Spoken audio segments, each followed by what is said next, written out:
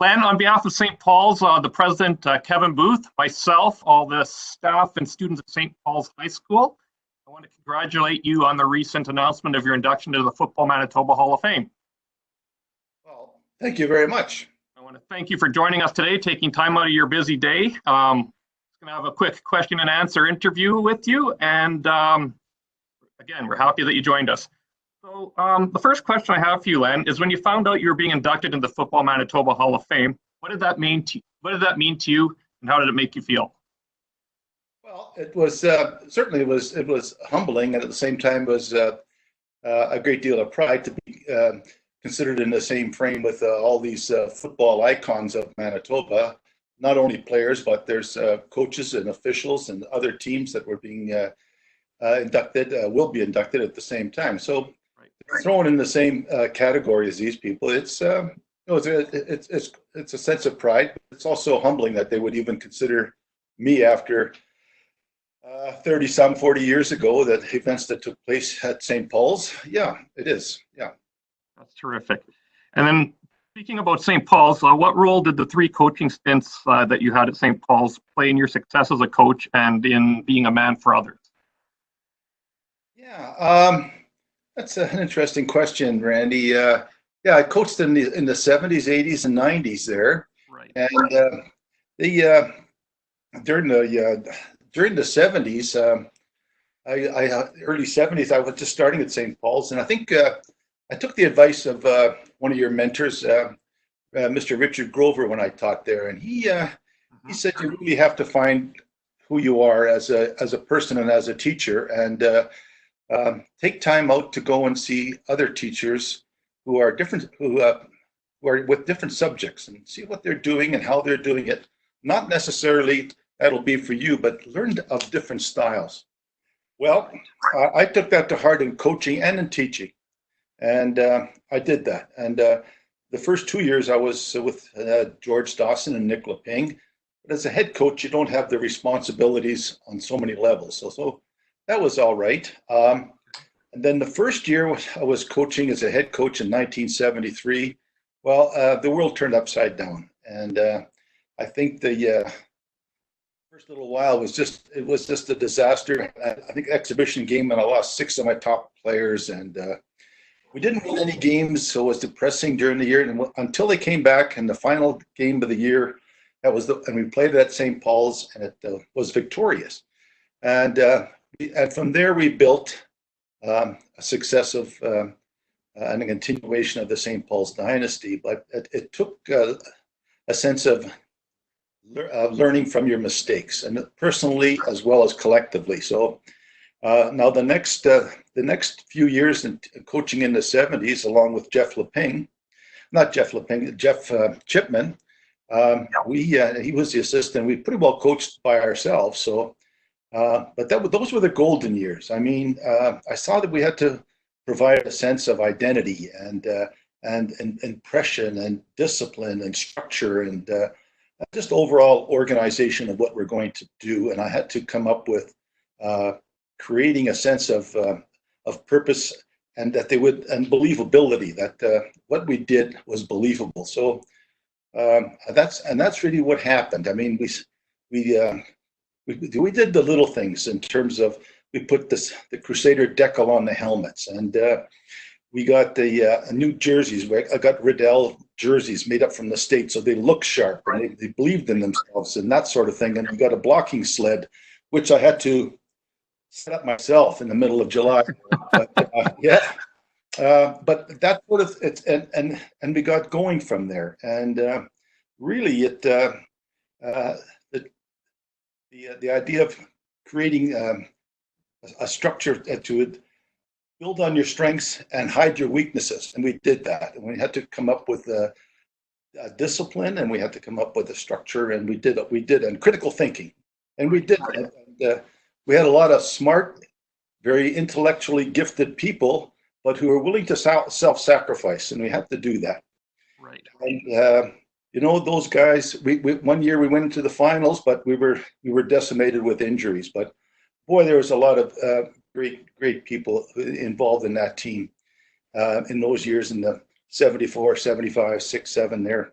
boy, it was really good. But they came back to coach in the 80s, 90s, and some of them are still coaching at St. Paul's today. So that giving back to the community was very, very important. Yeah, the 70s, the 80s was a little different, and I probably want to talk about those guys. But we had the coaching staff was Mr. Virrio, and then the others that came along were all fellas who I coached in the 70s, who understood what we were trying to do, and they wanted to emulate that. Those guys like Carmen Militano and Jamie Benson, Charlie Sherbo, Chuck Barbie, Chris Matthew, and even your president Kevin Booth. So they were all part of that restructuring, reprogramming, and getting things on the right track. And the 90s, it was still the same. It was again, other students who came back, and Mr. Booth was one of them, and we had George Dawson came back because his sons were coaching and we're playing, and my son was playing at the time. So, so John Pundick was there, and Peter Pure was there. So we had a lot of alumni, and Stacy Daynard and things, Yeah, it was nice. Stacy and Peter are still coaching at the school to this day. Yes, they are. Yes. Okay, Len. Next question for you is: how would your players describe you as a coach? Yeah, loaded question there. Yeah, I guess you could have a plethora of explanations and data and things on that, and I'm sure there are. But I think, in all honesty, I think there was to be a certain amount of respect in terms of the organization and believing that what they were going through was feasible, and that we as coaches were trying to do our best in terms of presenting the strengths and weaknesses. I mean, we came up with some unique defenses and offenses that would hide our weaknesses and provide for our strengths. And we also, at that time, scouting was always a problem because we were practicing while these other teams were playing, maybe. So how do you do that? And it was really difficult, but we managed to get around that at times, and we provided a real sense of organization. And in those 70s and 80s, there was a time frame. After school, we had to be off the field by 6 o'clock. So how do you, and even assistant coaches, and that's why it was so good to have. It was so good to have alumni in there, because a lot of them were university students, people who were working couldn't get off that early, in the afternoon. So but that's just one positive aspect. But I think, getting back to your question there, I think, I think they could say that he gave what he got, what we got, and I think I pretty well emulated the sacrifices that these guys did. I mean, my wife was having the babies then, and we didn't get any breaks as teachers, just because we coached football. We had lunchroom supervision, drug room supervision, all this kind of stuff, and we didn't get any extra breaks or a lighter teaching load. And we had 3 sets of exams in those days, in November and February and June, and we had to make our own exams up, and we had to run off all our own papers, and sometimes, I'd go through about 150 guys a day. So with different subjects, So we saw a lot of kids, and there was a lot of, you have to prepare your classes. You don't go in there cold, and you had your corrections to do. So put it this way, a lot of late nights. Yeah.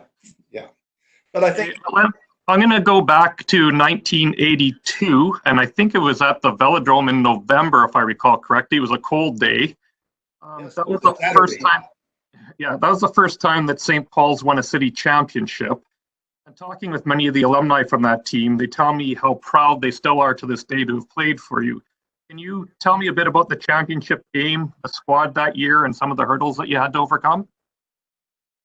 I'll try. It was, as you say, it was in the Velodrome, and thank God it was during the daytime, because in those days we had to play in the evenings, and the lights shone on the track around the Velodrome, and then where you played in the middle of the field, it was dark. Then it didn't make sense, Plus, that that was the year when some bright lights down east decided to go metric. So they metrified the field.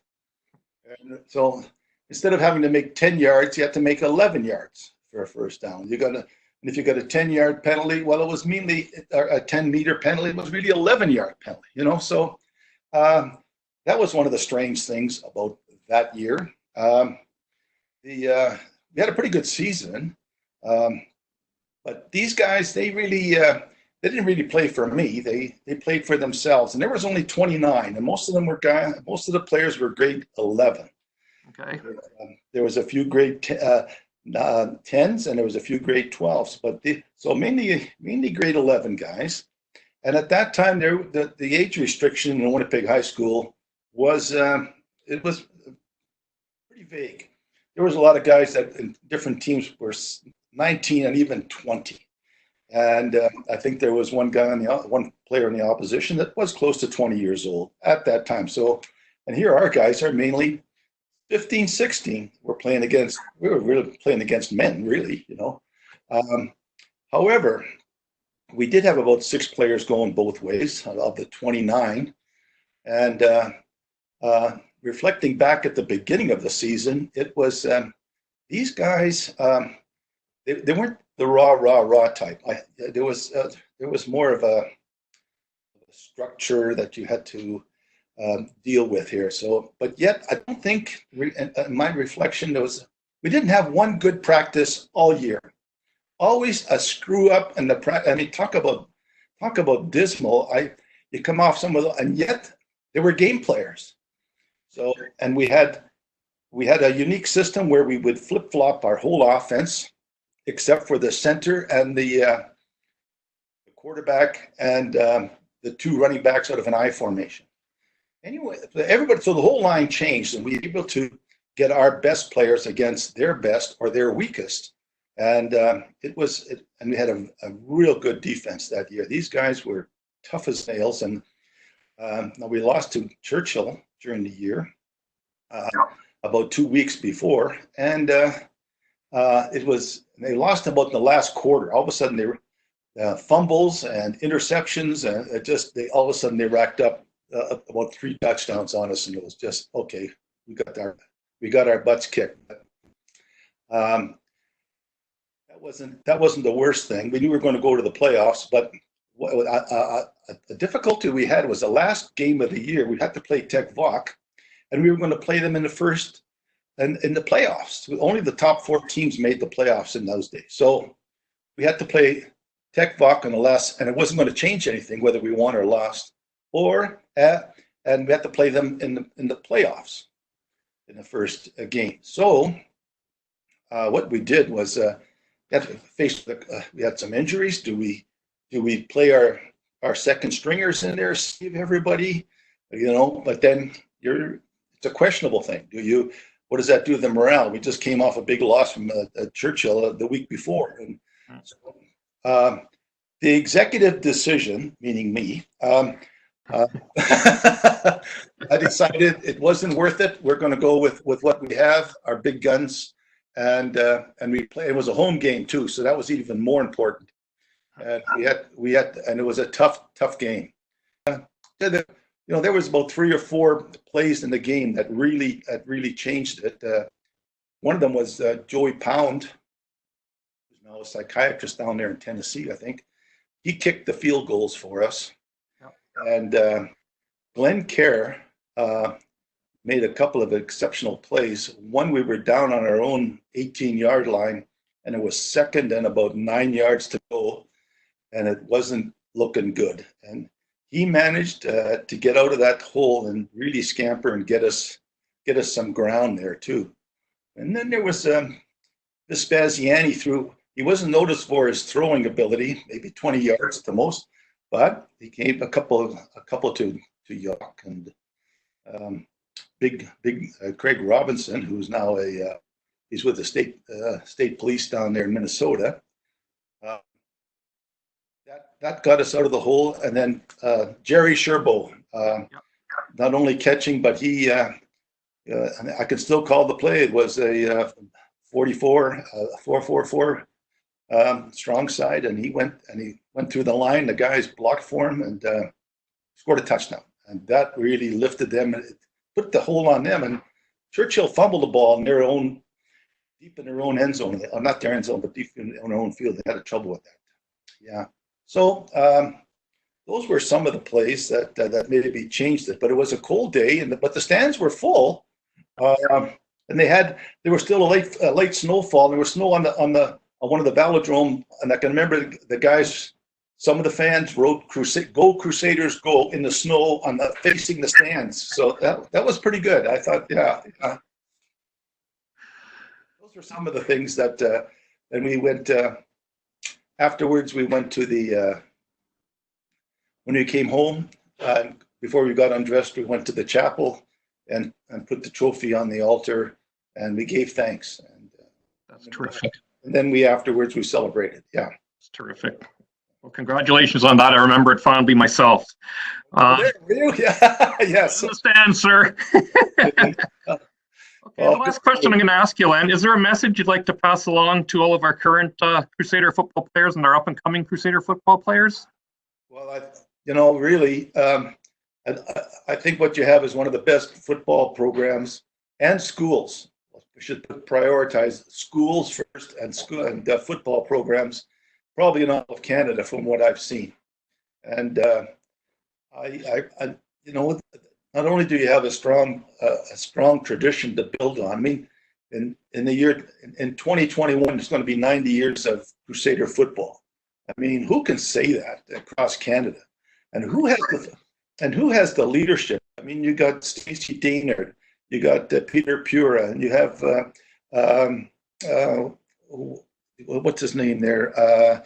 Jard, Stadnik and Donnie Cantafio. And these guys are, they know what it means to be a Crusader. So you have this tradition and the sacrifice and the identity that you have there. And these guys are perpetuating this through these players. And I think anybody has that opportunity, boy, you got to take advantage of that. And, facilities. I mean, just think, you got the physiotherapist there and the dressing rooms and the equipment. And my gosh, there's no place like that. Really, how many programs you got going, and they're building it up all the time. And you make friends for life. Make friends for life with that opportunity. I would encourage anybody take advantage of this. Yeah. Right. Okay, Len, that's terrific, and we appreciate you joining us today. I guess the induction ceremony is scheduled for September, depending what happens with the COVID-19 pandemic. But we look forward to being there to help celebrate with you. And again, thanks for joining us today, and look forward to seeing you soon. Can I just say a word or two? I often, 100%. Okay, thank you. I often think of the players that I coached and those who passed away. And I remember them in my prayers every day. So thank you very much. Thank you so much, Len. We'll talk soon.